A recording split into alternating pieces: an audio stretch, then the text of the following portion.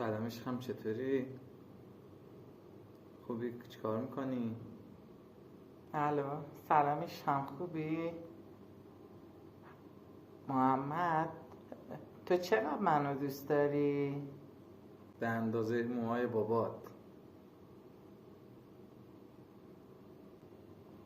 ای بابا من که کچله. نه، منظورم موها سرش نبود. مامانت که نمیدونه با من صحبت میکنی، نه؟ نه عشقم، نمیدونه من اینجام. نه حواسش نیست، من این ور نشستم. آره. سلام مامان، خوبی؟ اومدی؟ چیکار میکنی؟ زلیل مرده با کف میزنی؟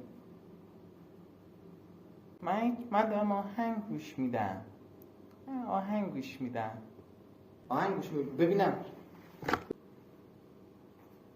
برام هیچ حسی شبیه تو نیست، کنار تو درگیر آرامشم، همین از تمام جهان کافیه.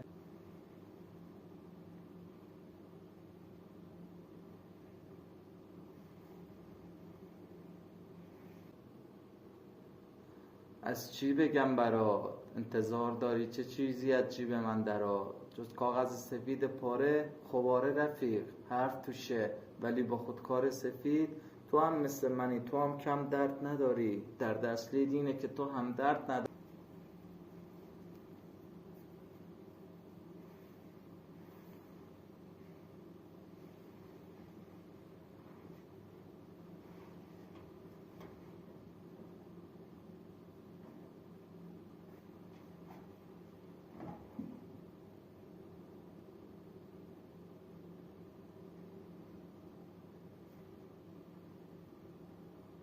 پر غرور منم